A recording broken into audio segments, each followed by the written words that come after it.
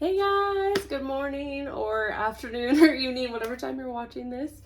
My name is Amanda Martinez and I'm an artist in Idaho. And I wanted to show you guys kind of a breakdown of the process of this painting. I feel kind of bad, like this isn't done, obviously it's not done yet. But I wanted to give you guys kind of a breakdown of the steps I have taken so far in this process. So far this is what I absolutely love to do as far as my process. I have two different types that I do. The one over here, if you guys can see that one, the ones I do on paper I feel are definitely different compared to what I do on gallery wrapped canvas. So I have two different styles. One of these days I'll try to like film me actually creating a painting. I don't know if anybody wants to see like a full length, like normal speed video of like my whole process. I do a lot of time-lapse videos, I make shorts, I do things like that, but I don't know if you're interested, please put it in the comments and let me know if you want to like watch a full-length process of me doing one of my paintings. So firstly, I sketch mine on so you guys can kind of see it's sketched. I don't know if you can see that. Let me bring it a little closer. So if you guys can see, I've sketched it on and I also use charcoal. I like to bring them to life before I make them like even more brought to life. I don't know. Especially with oils at the end. Oh, chef's kiss. So I start off sketching in what I'm going to be painting, and I like to use charcoal. I love the feeling of it. I love moving the charcoal around. I love to make sure I like to use my finger. I don't like using the smudge tools. I'd probably be way more precise if I did, but I already know and be painting over. The anxiety I used to get from that though used to just skyrocket because I just didn't want to like mess anything up, right? But I guess as you keep going and keep painting, you realize anything and everything pretty much can be covered up in your first few stages. So I've kind of gotten over that fear. But yeah, I love to use charcoal. I love the mess it makes. I love being able to smudge everything and just get everything put in that way first. And then I spray the fixative on there. And most of the time, I have to admit, it's hard for me to put my image on first and then still be able to be in that free creative mode as I would on something like this where the image isn't on there. So I guess I'm going to make it kind of confusing. When I work on this piece, like these type on paper, I love to be free. I love to make the abstract like backgrounds. I love to do all that before I put an image on there. And 9 times out of 10,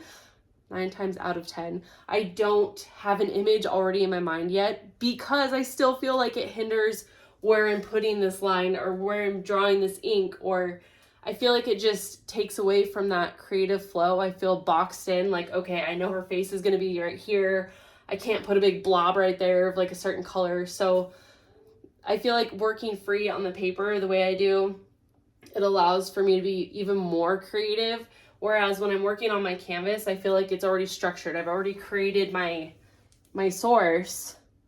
So like this was my source that I created in Pixelmator, which I love this app, you guys. I think it was like $10 or something, but it's a really good investment. Or you can use Canva. I use Canva sometimes for things, but most of the time I'm using Pixelmator. So this was my source and this is it so far. So just to show you guys kind of the difference where like, yeah, it's just hard to be more creative and free when you already have something in your mind as far as the abstracts. For me personally, some people sketch theirs on and everything, spray it with the fixative, and they can still be loose and creative with their inks or the acrylics or whatever they're using. But for me, it's a lot harder. So on my canvas paintings, I know most of the time what I'm doing. Like on pretty much all of them, I know what I want to put on there. So I will draw it out, sketch it out, and then I'll use the charcoal. And I like to use willow charcoal sticks, and I like the small ones. I don't know if you guys can see that. There we go, the light. I don't like, I mean, they do make them a little bit bigger, like fatter, but I just don't like those. They just doesn't flow as easy for me. So that's why I use the willow charcoal sticks. And this says 2 to 4 millimeter diameter. Let me see if I can show you guys. But this I just ordered off of Amazon. So these are in my Amazon store. I think the link's in the description, I'm pretty sure. But yeah, I'll do my best to make sure it's in there. I use the thinner charcoal. It's just my favorite. And then I go in with like markers. I like to use the Sakura solid markers. So I did that for like the darkest darks on her face. And I also did some in the hair. I did take some progress photos and I'll try to get them in here. I'm still new to the whole YouTube thing, so bear with me, guys. If you really do want to see like the progression photos, I put those on my website when I post the finished pieces. But I also put it on like my Instagram, my Facebook. Like I'm constantly sharing updates on the ones I'm working on. And then I also like using the Molotow. I think these are acrylic markers, I'm pretty sure. I think that's what they are. Yeah, acrylic. So these are the ones that I use also for like line work and stuff. I love just, that is where I can do the creative part, where it's like, okay, I can put whatever colors, I can do all the doodads, whatever I want to do on here, because I know it's going to get covered up if I wanted to, or if I don't want it covered up, cool, like I won't cover it up. But I like to use, definitely like to use these. I also have a huge obsession with the fat ones. So I use the Crink pens. These things are incredible. They are so pigmented. Like they just pop, they glow. And then I just got the Liquitex ones, and I just started using these ones, like might have been 1 or 2 paintings ago, but I absolutely love these things. Like, as you can tell, I have a problem. And these things are not cheap, but they're worth it. I love them. So I also like to use those and like the backgrounds and stuff, which I haven't gotten that far with this piece yet. I guess I shouldn't be talking about that because that's not what this is about. It's about this one. But I'm just trying to share with you guys like some of my process, the steps that I use as I go along in my paintings. I also really like to use the golden like acrylic, high flow acrylics, that's what they're called. But I love to use these too. I love the alcohol inks. I use a lot of alcohol inks. But this one, I did not do that. And I also love using like these type of inks. I have a ton of these. I probably have over 100 of these things. So I have like tons of art supplies. I'm gonna have to do a video for you guys on just like my absolute favorite must-have like mediums. I use spray paint. I use like everything. It seems like anyway. So this one, I just used, I'm getting squirreled. I sketch it on, I use charcoal, I use fixative, and then I did do some spray paint on this one up in this corner with a stencil, which was a lot of fun. It looked really, really cool, even though I knew I was going to be putting gold leaf on here, and I didn't have it in mind to make the gold leaf look the way it does, but that's how it turned out, and I couldn't be happier. Like, I know they always say the happy little accidents, but it's legit. It's true. Like when things just happen differently, they always work out in your benefit. It is so weird how that works. So, yeah. So after the charcoal, after the fixative, I did some spray paint around. I did collage in the very beginning. Oh yeah. And I also use, let me grab it. I also use this on my canvases before anything. Like, I love to use stencils with it too. So if you guys check out my website, you'll see some of my paintings. Before I put on the modeling paste, I will use stencils first and let that portion dry and then go over it again so that it has like raised texture. I have like a weird thing with texture. I love texture. I want to be able to touch things when I see like different shapes and things coming out of it. Like I have to touch it. So I like having just different textures and layers. So that's why this is textured, because I use the modeling paste first. That's the first thing I do on my canvases. And then I collage. I love collage. Even if it's gonna get covered up, I don't care. I will put in collage. So yes, there is actual collage paper under this in different areas. And like right here, I have tissue paper that I found at Ross that had these bees on it. Oh my gosh, I was mind blown, you guys. When I put it on there, I had no idea that with it being white, it just like disappears. So all you see is the image come forward that's on it, like on the tissue paper. I was so freaking excited, you guys. So excited. So, yeah. And then I also have these cute little bags I used to use for like gifts and stuff. It's just little paper bags, but it had leopard print. So I don't know if you guys can see that. So I collaged that on there too. And it was a little over, like I overlapped it with the bee tissue paper. So almost all my pieces have like, oh my gosh, tons and tons of layers. Like, and you really can't notice it or see it till you're up front and personal with these paintings. I don't know if that hinders anything. I don't know. I just love having layers and texture. I want to be able to look at a painting and find things every time I look at it. I want to be like, you know, go around it with my eyes and then just like, oh my gosh, I didn't even notice that was there. So I like to give people an experience. And there's like, you can see the Sakura marker right there too, or the solid marker.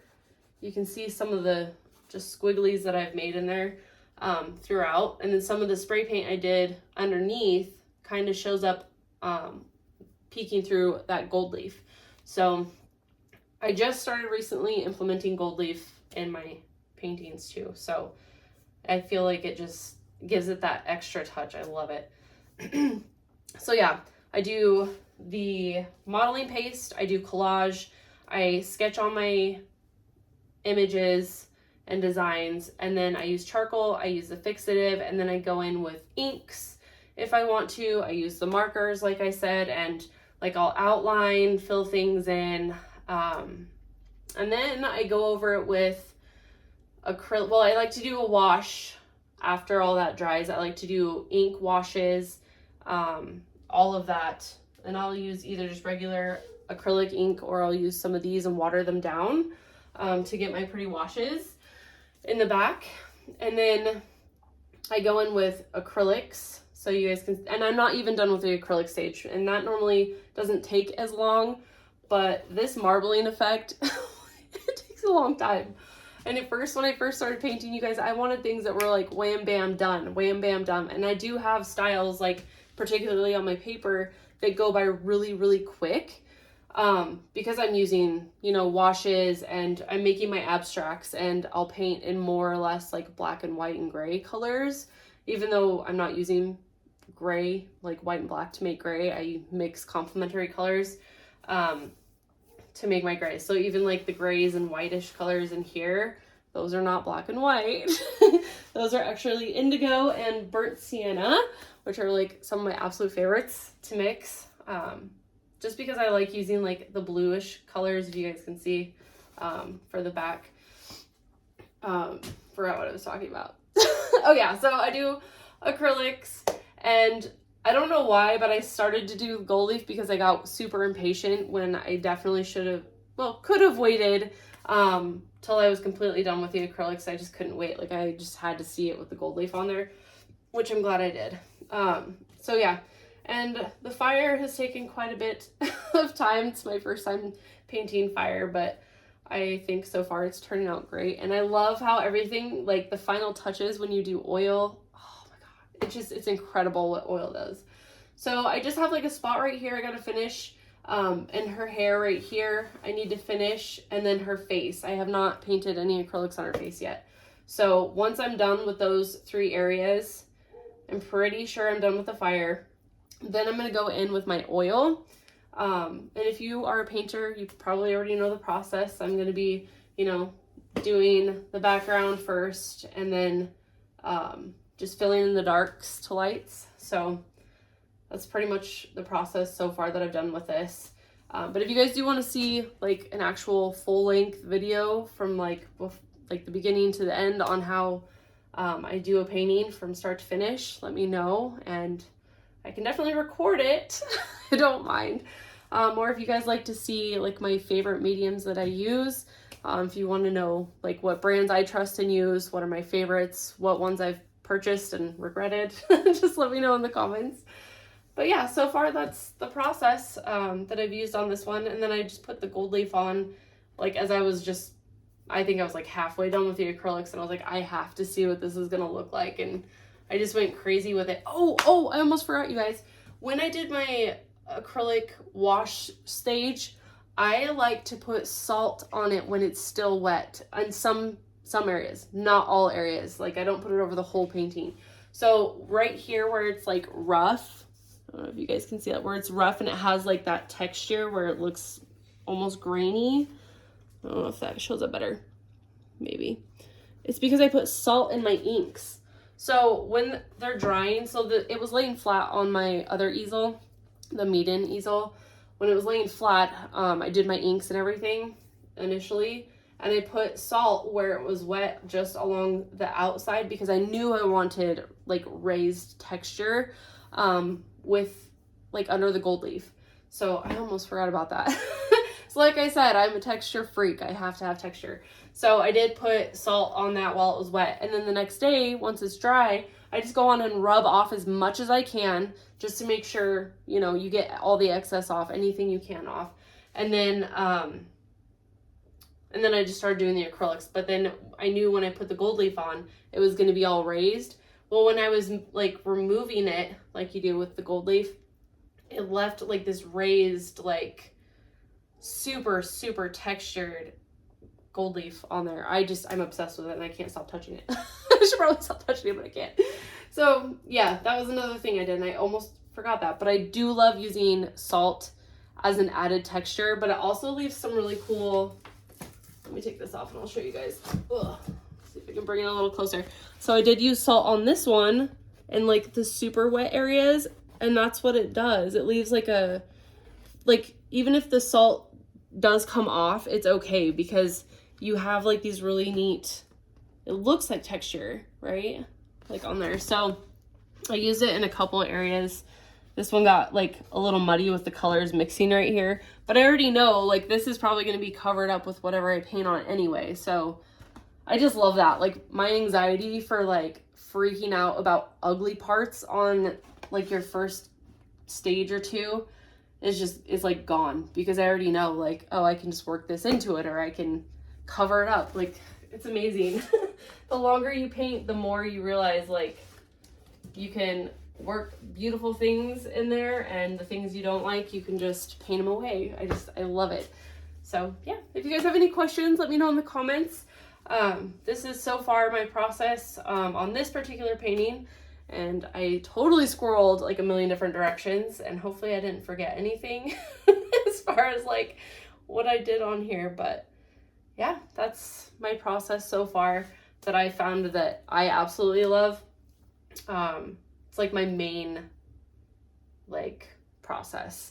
And then I can also do like another video on the process I use for my mixed media paper paintings as well. So hopefully that was, I don't know if it was helpful, but that's just my process. I love hearing other people's process. I love to like look on YouTube for what other people do because you get good ideas. You get like, oh, I haven't tried that, or I didn't know that medium did that with that medium. Like some spray paint and acrylic inks when they're wet, sometimes the way they mix, and it's just beautiful. I love how everything flows. So, and I also love drips. If you guys see my website, you'll see that I love drips too on a lot of my pieces. And the website is super easy. It's amandamartinezart.com, and that will also be in the description as well. So yeah, thank you guys for watching, and I'll see you on the next one.